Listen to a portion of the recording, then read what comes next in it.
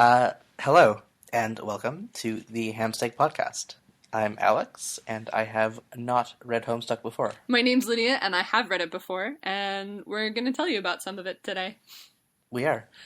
So this week we read pages 2810 through 2879.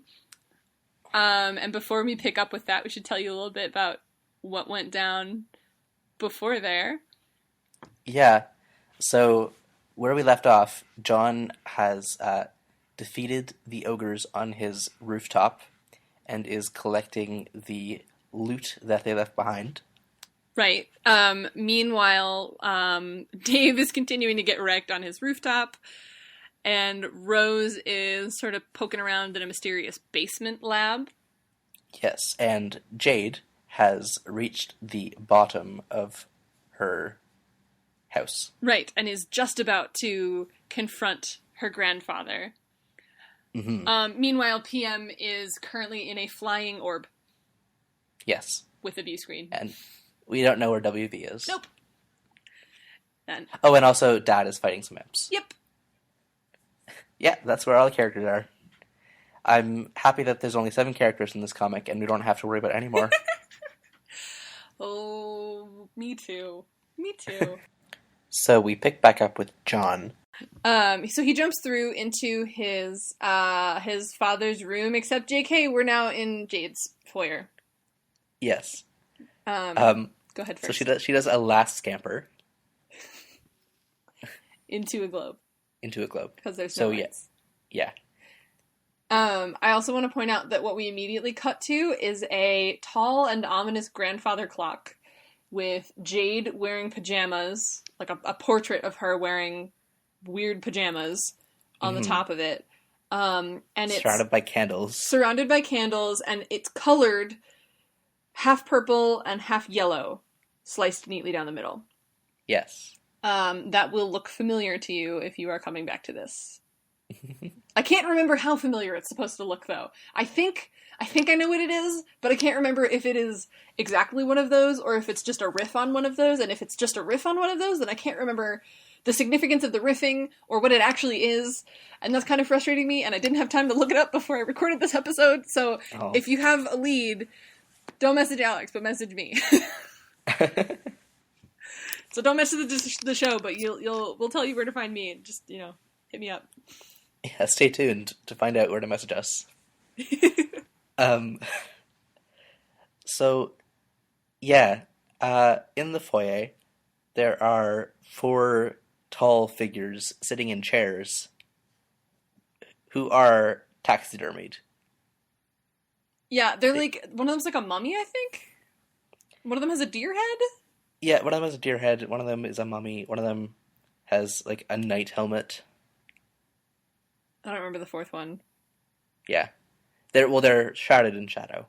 Yeah, which, I feel like because of the art style of this comic and the tone of this comic, there's a limit to how spooky they can be, but, that's spooky as fuck.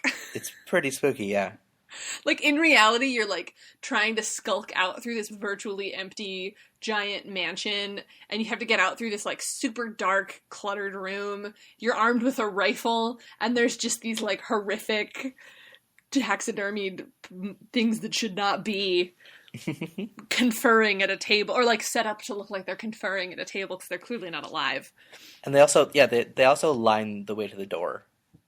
There's a bunch of them! These rooms are so cluttered with creepy shit! Yeah. So, you have to get past these things to get out.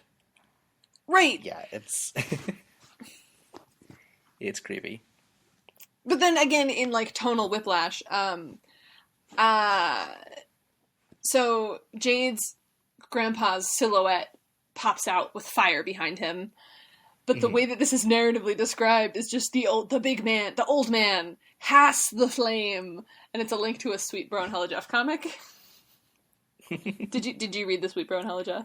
No, I missed that. I keep missing these links for some reason. My eyes were not tuned to see blue this morning. Well, this link it's not really styled as a link. It's just bigger and red in Comic Sans. Oh, okay, I didn't notice that was a link then. Yeah. Alright, so this Sweet Bro and Hella Jeff comic, the first one says, "Bro, I got a ticket for the big game." it's sports. The other guy goes, dog, I'm so jealous. You know I love the big game. Oh yeah. And there he goes. The big man has the rock. He's driving so hard through the paint downtown. Alley-oop for the slam dunk. That's the comic. That was a live read, folks. You didn't even know that you were going to get treated. Maybe you probably did, because I'm probably going to put it in the show notes. You've been treated to a live performance of a Sweet Bro and Hella Jeff comic by none other than Alex himself. Live, yeah. Live. For them. Yeah. Hey. Well, listen, I have been treated to a live performance anyway.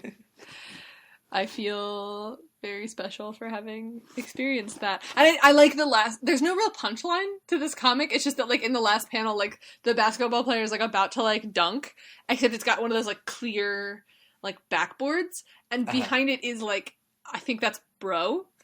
That's, like, Sweet Bro. And he's this tiny little, like, pajama-y man. What? Yeah, I don't know which one he is, but he's just, like, staring through the backboard. He's, like, hanging from the backboard with his face, like, smooshed up really close to it. With the face, like, their faces are so funny.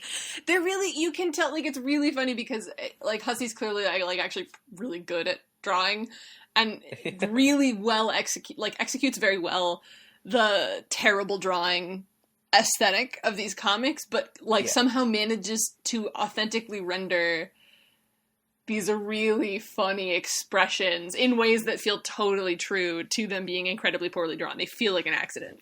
Yeah, exactly. And also, just looking at this page, I noticed that this weird mouth shape is, like, it's a different drawing every time. It's not just copy and pasted. Oh, I didn't notice that. That's impressive. That's impressive that he succeeds in that many times. But, I mean, the man is a professional, I guess. Yes, he's a professional Super and Hella Jeff drawer. So then we cut back to Jade, who is about to leap across the hallway that her grandfather is looming over and falls asleep. Yeah, mid-leap. Yeah. Jade falls asleep, and then it looks like we're about to go see Dave fight some more. And then the preloader changes halfway through, and we are, in fact, still with Jade, who wakes up and begins to pew at Grandpa. She doesn't actually appear to be shooting her gun. She's just leaping around, pointing it at him and making pew, pew, pew noises. That's right. So, similar to when we were able to control her with the keyboard when she was playing the flute badly, we can control her with the keyboard as she pews her grandpa. And each key is a different animation. And you can just mash them and make her jitter around the screen. Yeah, it's pretty great. I thought that one was really cute. Yeah, and Zed is still asleep. Oh. But then / is also asleep, but on top of the grandfather clock. Aw. Mm-hmm. We should also point out that Grandpa has a big stitch. Grandpa is standing on top of a plaque that has Grandpa Hartley written on it, and he's got a big stitch running down the side of his face. Yeah, and he's completely immobile. Yeah, which is in fact confirmed in the next panel, or the next couple panels, when we see Jade stomping out of the house and just thinking he was so much easier to deal with when he was alive. Yeah. So my assumption here is that since she's psychic, she can, like, she's still communicating with him, and he's still, like, being her guardian. Huh. But that might be completely wrong, and she might just be delusional about it. I'm not actually sure. Alright, fair enough. Yeah. I can see her being a little bit, not delusional exactly, but just that she's the kind of person who feels so obligated to sort of, like, pay respects every time she goes by, that she would imagine this dialogue. I guess so, yeah, that makes sense. Because, yeah, I think she's pretty together, like, mentally. Mm-hmm. Like, and like, she has there's no, like, oh, the psychic one is mentally unstable. Right, which is so nice. Yeah. Because so often that happens, and it's like, no, she's actually incredibly well adjusted. Yeah. Just happens to know things ahead of time. Mm-hmm. And she's very polite about it. Yes. Well, we talked about that last time. Mm-hmm.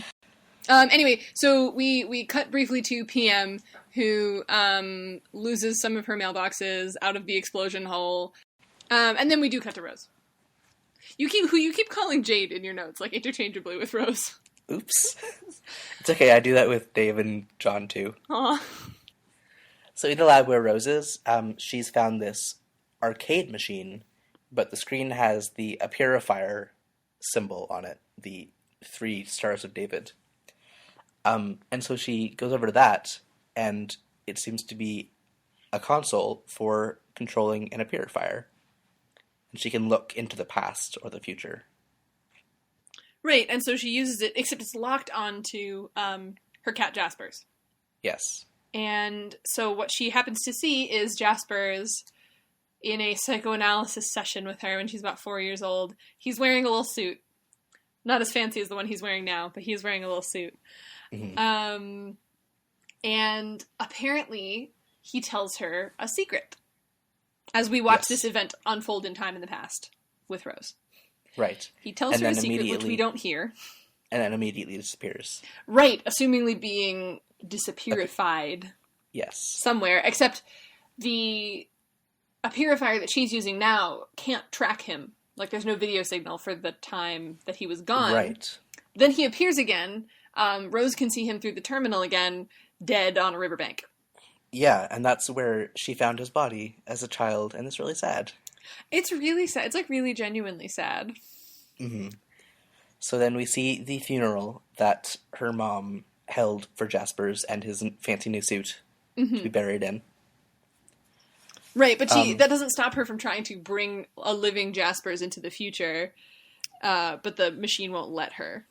Right, so it creates this paradox ghost slime that happened with the pumpkin before, in the shape of Jasper's, and then it immediately kind of plumps down. Mm-hmm. It being but slime. Then, yes, but then the machine that's hooked up to the purifier does some calculating with the ghost slime. Presumably it's genes, because we see, like, CTAGGGACTT. Oh, I didn't look at that. Yeah. And then it plops out a mutant baby cat fetus with 2 heads and with 3 eyes each. And yeah, so it's weird ectobiology experiments happening. Yep. I want to point out that what we have just witnessed is one of the most important processes in Homestuck. All right, paradox, like ghost imprint cloning processes are the answer to a number of really, really big questions. There you go. Yeah, which in theory, if you, Alex, really think about it, might be able to figure out, but you probably won't. Thanks. You're welcome. But so sorry, was that a sarcastic thanks, or like? Yeah, it sounded like you were like saying I'm stupid. No. I'm sorry, I didn't mean it that way. It's more like I'm kidding. It was more like the odds that you invest the amount of time to try to tease it out yourself. Sure. Are unlikely, because that's a stupid way to spend your time. Fair enough. So I figure from this sequence that the mutant kitten that has been following Rose around is a result of these experiments. Mm-hmm. And that's why the machine was locked on Jasper's. Right. I also want to point out that at the end of The Flash, where we see Rose going through Jasper's sort of pass through this terminal, if you look really carefully in the bottom right corner, a pink horseshoe will flash at the same time as, like, the flash ends and we get the replay button. Uh-huh. It's in the opposite corner. Did you see that? No. Okay. Okay, well, so then you might actually want to click on this and check it out now. If you look in my notes, I actually put a link to what clicking on that horseshoe will take you to. It just flashes and then it disappears, but if you click on where it was... Oh. Yeah. Oh. Oh my. Stick with it for a second, too. Okay. This is Rose on the horse that her mom gave her. Yep. On the pony wearing the scarf. Who's named what exactly? Buttercup, I think? Maybe. And, there's some pictures, some crudely drawn pictures of Rose hugging the horse. Yeah, that was why I said to stay with it, because every time you get a symbol crash, there's a cute little drawing of her spending time with the pony. How long is this? A while, I think. You don't have to stick with all of them, but you saw the first two, right? Yeah. Okay. So that's the gist of it. We'll probably put the link in the show notes because it's pretty glorious. Oh, there was John. Where's John? John's the third one.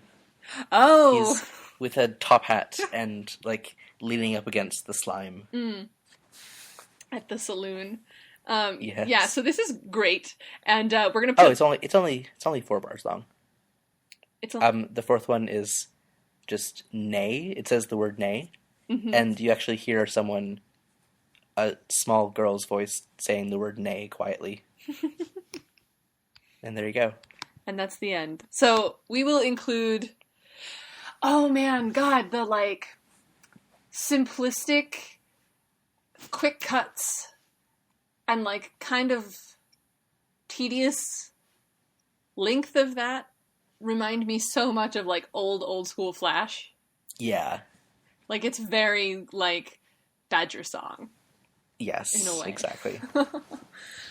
In fact, that was probably to the tempo of Badger Song. You probably mashed those up. It was! Oh man, that's so weird!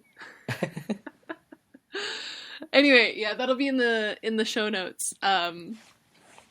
You should watch it, it's cute. It's not a bad way to spend 1 minute of your life.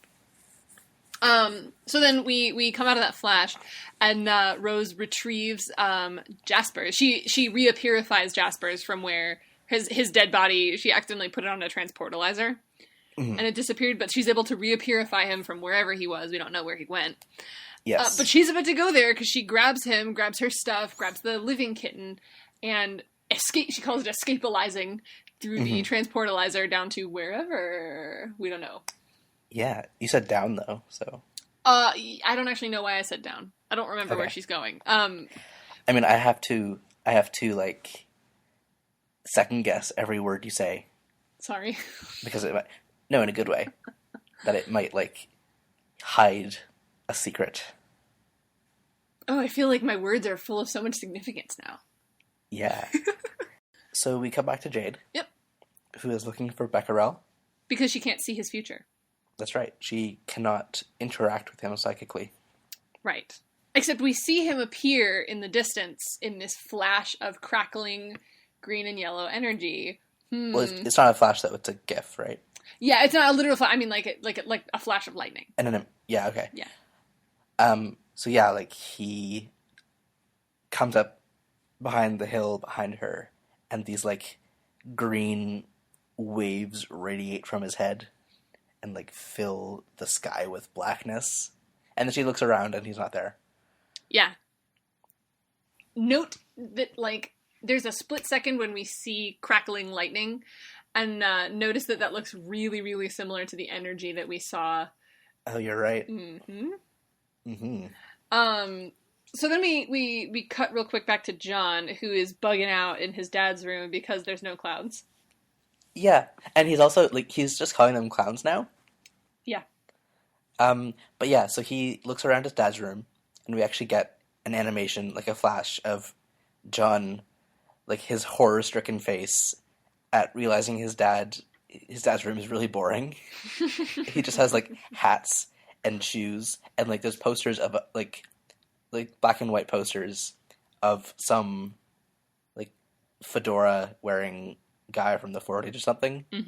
And, a poster of the pixelated pipe that he uses. There's no clowns anywhere.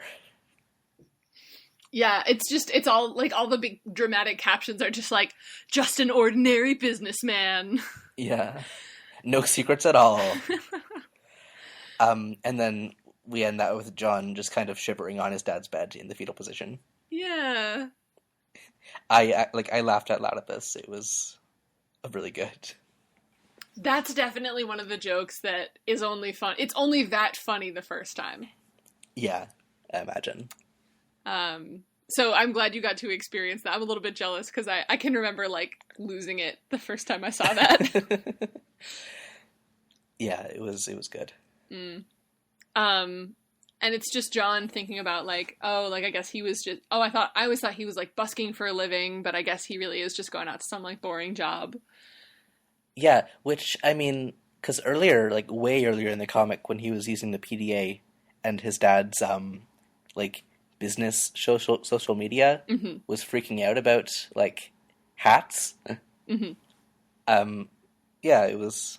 He assumes that it's his dad's street performer friends, and then... Oh, I see. Like, no. No, it's businessmen. Yeah, and I just, like, I don't know, we talked about this a couple episodes ago, but, there are, like, this comic is absurd, but there are some themes, a lot of the themes that it handles more indirectly, it handles it, like, handles with them with some emotional heft. Mm-hmm. And I think this is one of them where, like, this is absurd and it's really funny, but I also think it's a really apt, like, given also how kind of dire their circumstances are. Mm-hmm. I kind of feel like this is a really apt metaphor for, like, what happens as you sort of become a teenager and you start to get to know your parents as people living their own lives instead of just as, you know, archetype figures in your own life. Right.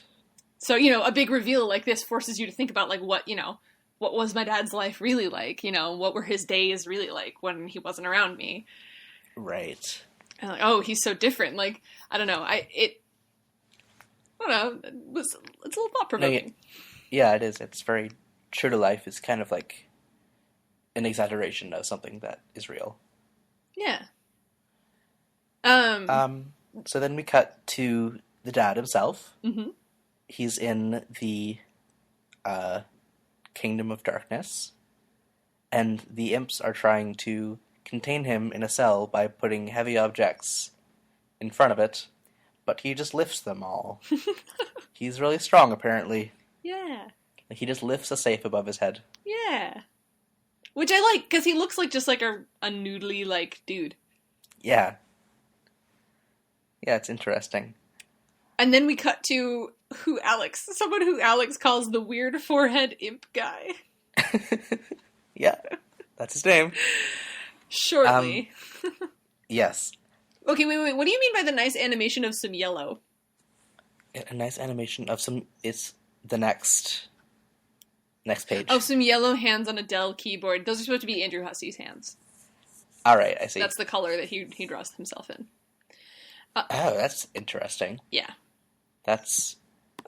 Huh. It's like a really bad flesh tone, depending on what color monitor you're using. Right. I just mean, like, it's interesting that he's putting himself there, and that he will continue to do so. Yeah, not often, but he does self-insert a couple times. Okay. There's like a long visual gag with him as a self-insert character later on. Nice. Yeah. So then we... So the joke here is that the reader is supposed to think that this character's name is Spade Slick because it's the same sprite with different clothes on. As the Midnight Crew guy? Yeah. I see. It's exactly the same sprite. But he's missing the slash on his eye. Obviously, he's missing the fedora. He's just, you know, he's bald. He's got, obviously, they're all bald. Right. He's just wearing, like, a silly little, like, Harlequin sweater uniform thing. So he looks like Spade Slick, but he's not. Then we take another stab at it, which is funny because it's Spade Slick and that's what he does is he stabs people. But it's not really him. I love this character. He seems interesting for sure. So his name is Archagent Jack Noir. Mm-hmm. Arc being like spelled like archangel. Yeah. You've never heard that term before, Archagent? No. Okay.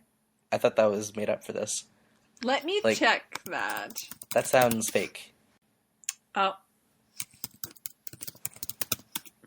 Okay. I guess I'm just so familiar with reading it in Homestuck that I thought it was a real word. It's not a real word. And I've always been reading it Archagent, but it's probably supposed to be Archagent. So yeah, he has these view screens, which are just kind of windows that he can observe things through. And he has a cubicle of vigilance, except that his fourth wall was taken. Ha ha ha ha ha ha. That's a joke, but it also is literally true. Yeah. It's also literally narratively true. In the kind of joke that just doesn't, I don't know about you, because this is your first time reading it, but like just doesn't even raise your eyebrows at all. Sure. Anymore. Like, I'm not like, that's an interesting, like, way to handle a joke, because it's both, a fourth wall breaking conceit and an in-story whatever. Yeah. So we find out that this character and his colleagues have been ordered to don Harlequin garb. Mm-hmm. Which is very interesting, because it confirms for the first time that this Dark Kingdom is, like, it's pre-existent in this realm, and the prototyped Kern sprite that John introduced to this world didn't bring the kingdom and these imps into existence. It just told their monarch to tell them what to wear. Nanosprite made it sound so much more metaphysical, It has always existed, and yet it was only born just today. It's always been there. It's always been there, but they just started wearing clown costumes today. Nice. So Jack is complaining about his uniform. He is having some trouble containing John's dad, so he calls a minion who looks an awful lot like Hart's boxcar. Mm-hmm. And then that gets interrupted by the glorious monarch contacting Jack and insisting that he wear this hat that he despises. Yeah, which he does by flashing his eyes and then flashing his... is the monarch a he? What? You're asking if the monarch is a he? Yeah. It's not really a big spoiler to say no. Okay. So the monarch just points at the hat. Mm-hmm. Without, like, wordlessly. Yeah. I should also point out that their eye is slashed.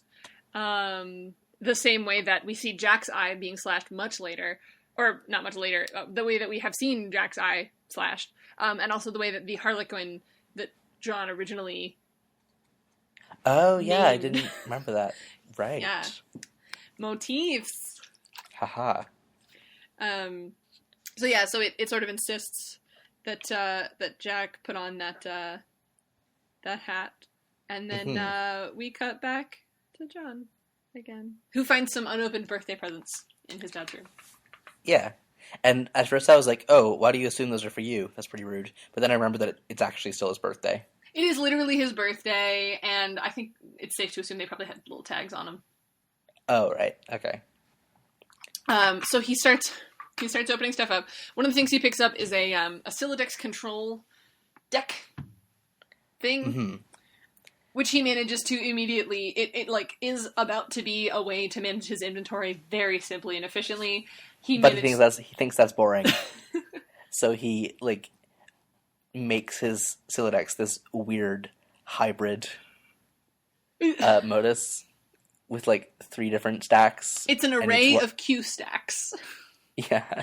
So you can access the top or bottom elements only of 3 separate piles. Yeah. As opposed to literally any pile. Yeah. For no reason except he wants to be obtuse. He wants to be obtuse, and part of his reasoning is, it's hard to weaponize if you can just access everything, because you can't fuck up. You can't launch things. Yeah. Yeah, which is fair enough, I guess. That's been a pretty good strategy for him so far.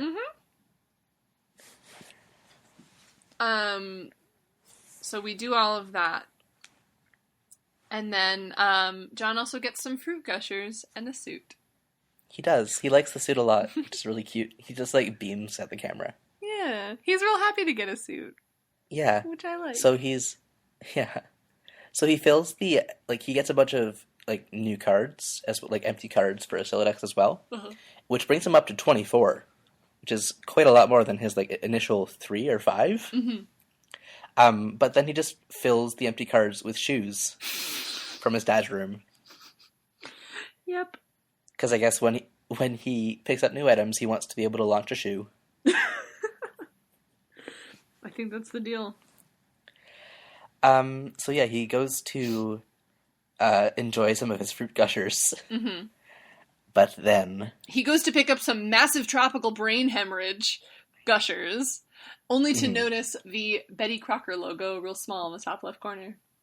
Yep. And he flips out.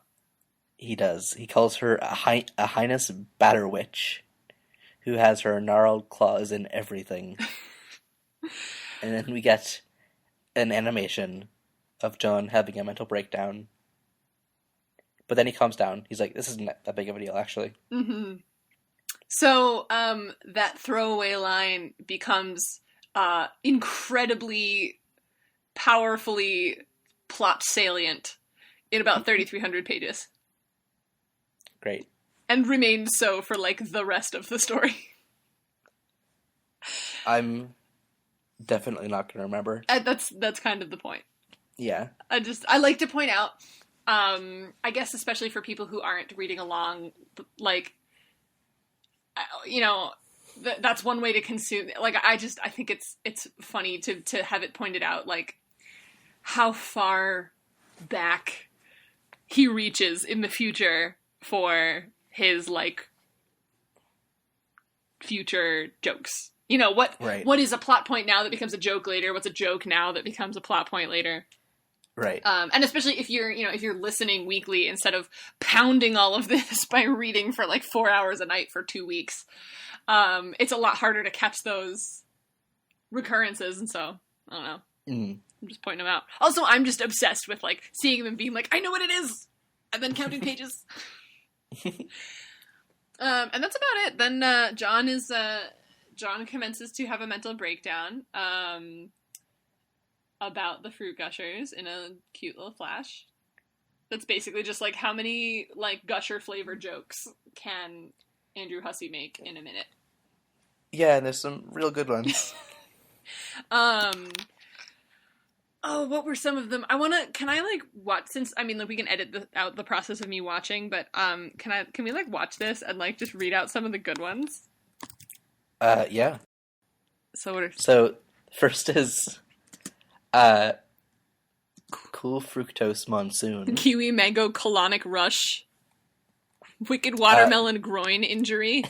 Mixed berry social anxiety disorder.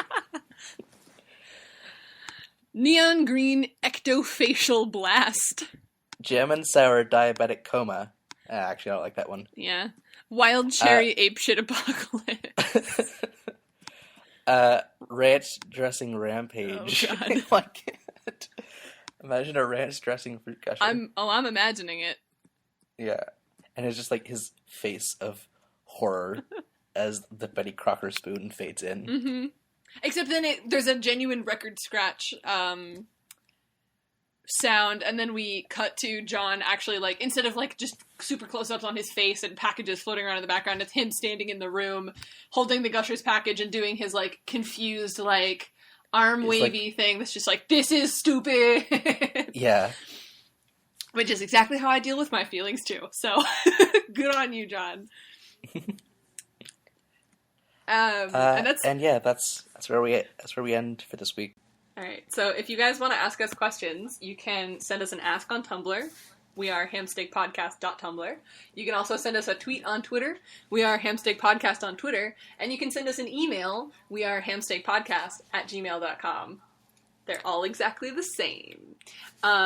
Yes. But, so, unfortunately, this week we forgot to check Twitter for questions. So this is a belated response to, are they a friend of the show? They're a friend of Alex, so yeah. To friend of Alex. That's true. I suppose I've been, like, in a chat room with Pastor before. Yeah. Anyway. Yes, so we just answered these questions, but someone forgot to record. Doesn't matter who. Oh my god. Don't look at me. You can't look at me. It's a podcast. But don't look at me anyway.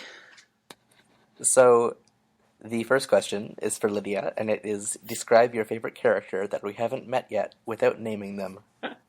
Okay, so the cool part about me having, like, essentially done a dry run of this, that we didn't know was a dry run, is that now I don't have to ramble for 6 million hours as I try and settle on my character, and I already know who it is.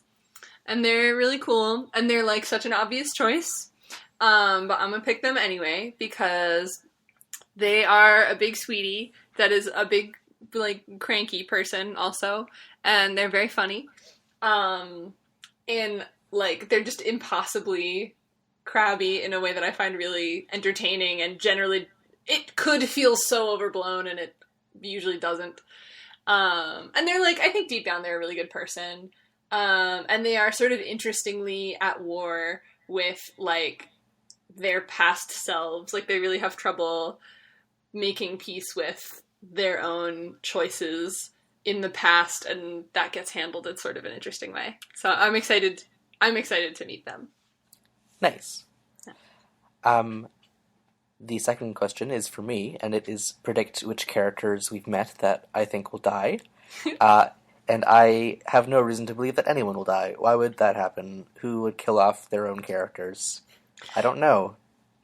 Have you seen the graphic? Like, one of the panels of the comic is literally Andrew Hussey, like, looming and large and, like, making a villainous hand gesture over, like, dozens of pictures of the different characters with, like, flashing X's over all the ones that are dead. Why would I have seen that? I don't know, because I feel like it's pretty iconic. Maybe. I don't think so. It probably didn't make sense to you at the time. You didn't see it, because I forget that not everybody ran in weird Homestuck circles at a misguided point in their youth. The third. The last question. I can't remember to record, but Alex can't remember how to count. So, like, trust us as your authority on this story. The last question from Pastor is, which echelon rung do both of us think that we're at? Hashtag come up with a punny name. This took us like 10 minutes to do. Yeah, it was really bad, so you guys are lucky. Lydia, go ahead. So we decided that, because I have somehow miraculously succeeded in, like, applying and being accepted to grad school, and, like, people actually want to, like, give me money to, like, go do science for, like, the next 6 years of my life, which is really exciting, by the way. Because I'm, like, a baby academic now, sort of, I am a toddle scholar. And I am not up to much in terms of my echelon rung of life right now. But I've been consuming a lot of media. So I am a mediagator. Just like a mediator. And also a media gator.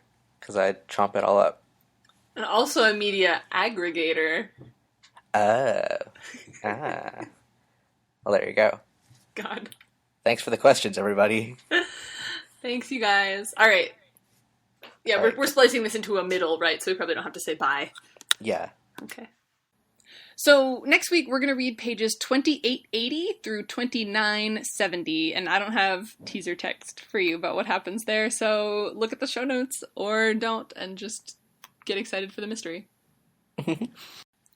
Thanks so much for listening this week. That's all for now. But we will check in with you next time. Yeah. Oh, should we gotta say where we're from. Yeah. I'm Brick Chip on the internet. Find me on Tumblr, find me on Twitter. If you got a spoiler, send it on a private thing. Yeah, and I'm Crunch Leaf on Twitter and Leaf Crunch on Tumblr. And that is the show. That's the show. Thanks so much for listening, guys. Boop, boop, boop.